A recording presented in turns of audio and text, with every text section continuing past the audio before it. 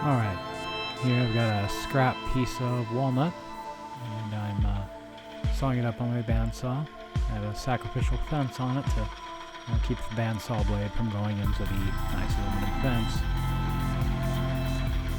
Cutting this about 1/16 of an inch, 3/32 of an inch thick. Out of this little scrap piece I got 5 of them. Only 4 made it through, one broke.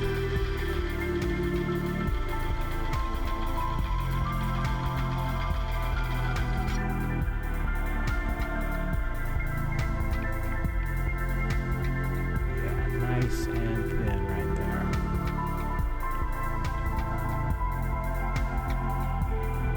And there's my 5.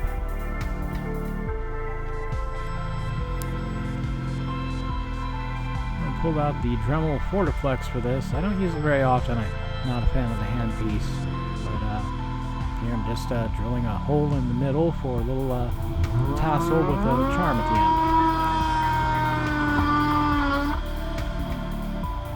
end. Using it because it makes just an incredibly clean little hole.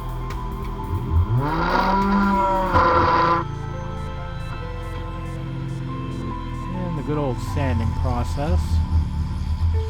It's a 2-inch sander. I don't remember the brand. It's one of those got it off Amazon type things. But here I'm rounding the corners.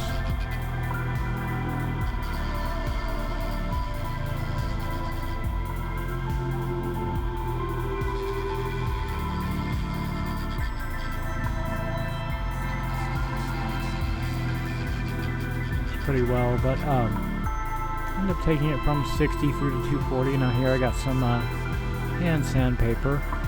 Just getting those edges. That's not the sort of thing you want to do with a tool. You want to do it by hand. Just get the edges, round off the sharp, that sharp 90-degree edge. Kind of bring it down a little bit, make it nicer for the hand, more tactile.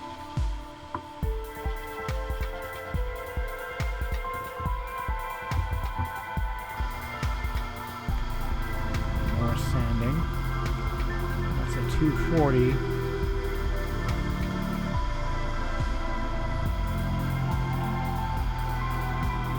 I'm using this little, just a finger detail sander.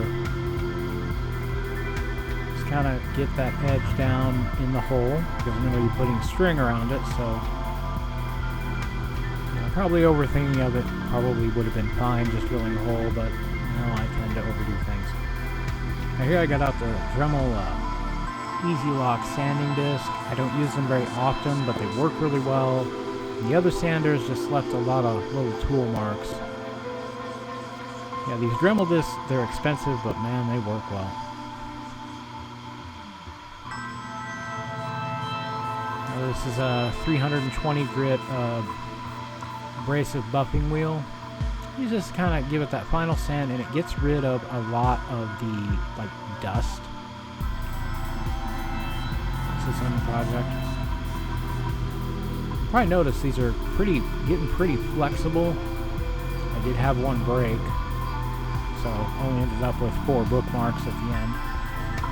It's my 600 grit abrasive buffing wheel, just to give it that final. Yeah, look at that shine. Gives it a nice surface feel. Here, I found a twig, a stick, and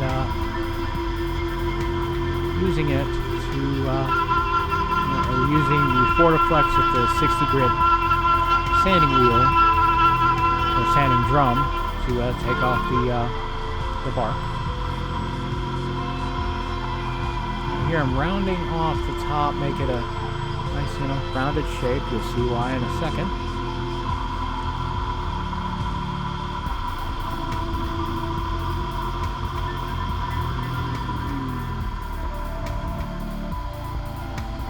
Here we got that diamond bull burr. Just making one eyeball. Leaving a good amount of space for the beak. Make another eyeball. We have the start of a very simple owl carving. This is the trumpet dovetail burr. Just kind of getting that beak marked in. Actually should have increased my speed or used a more aggressive cutter, but, you know, you do what you do. It never made anything quite like this before. Made owls before, but not this tiny.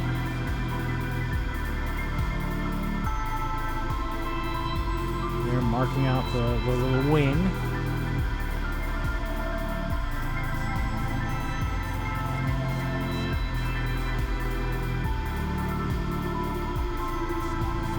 And connecting the bottom to kind of show where the tail is going to be.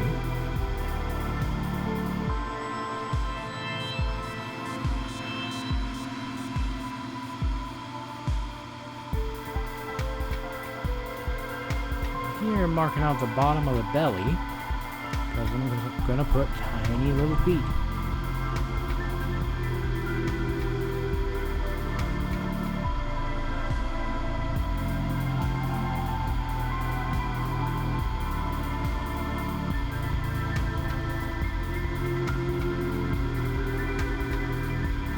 And a lot of times when you look at owls, you just see the two like front toes or whatever, so I'm just marking that out as 2 front toes on every foot.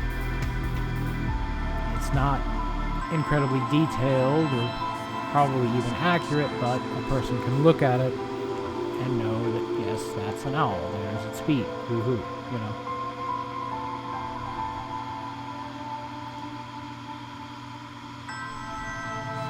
Defining the wings a little bit more. Sure, it's not anatomically accurate to an owl, but oh well.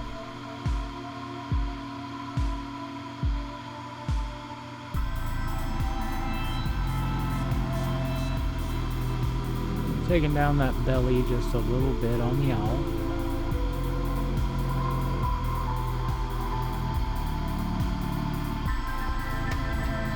I'm using a diamond cut burr. I just kind of use half of it, and it marks out feathers.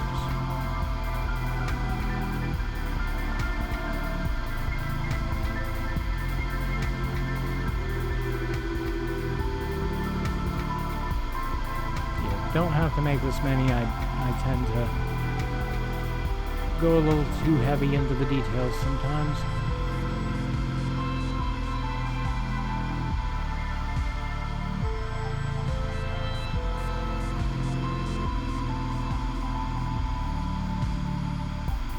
Kind of want to, you know, do it randomly. Don't make it look too much like a pattern.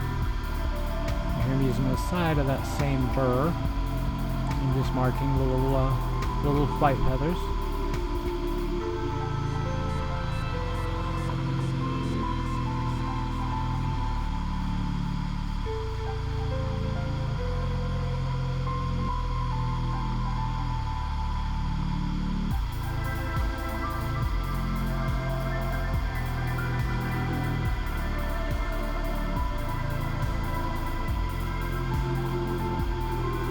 Still some work to go. I'm taking a small 7/64 drill bit and drilling a little hole in the top of the owl's head. Yeah, I know it sounds horrible. We'll see why in a bit. And here I'm cutting it off the twig. I wouldn't want to try to carve it just holding the actual piece. That's why I left it on the twig.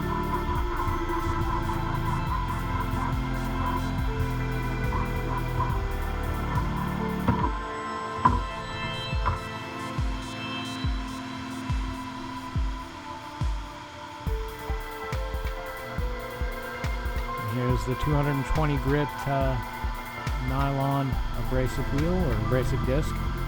That's great for getting rid of the little fuzzy bits that stick up. Knock down the sharpness of some of the cuts.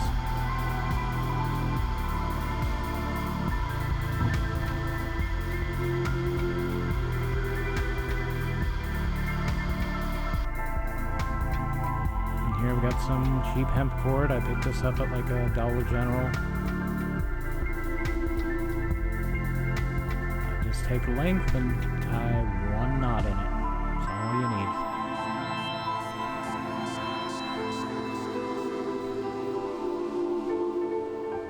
And cut off the excess cord.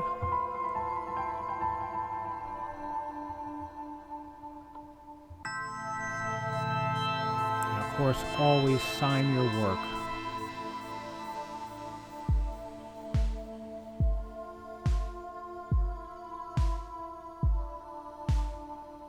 And we got some E6000 adhesive.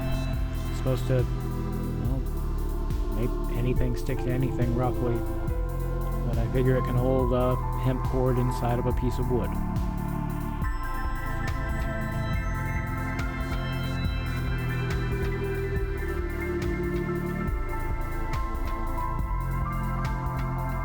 That's why I drilled the hole. Have a little knot. Push it in with the pin tool thing there, and boom, you got a nice tight fit.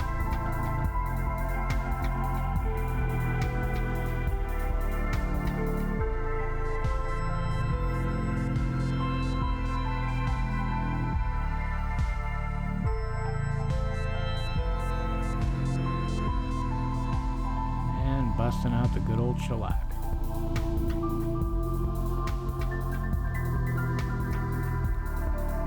And when this dried, I had some thick spots from where it ran. I ended up having to kind of take it all down with the abrasive bumping wheels, 400 and 600 grit. I don't have the footage of it because well, the cameraman forgot to hit the record button. There we go. Here I'm dipping the little owl charm in the shellac, being careful not to get any on the hemp cord. And just a little bit to cover that last spot up top. There we go, for tying it. I looped the cord through twice.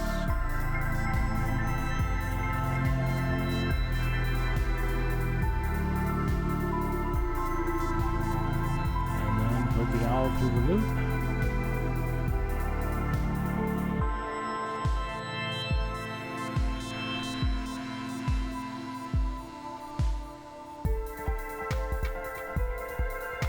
Got a nice tub.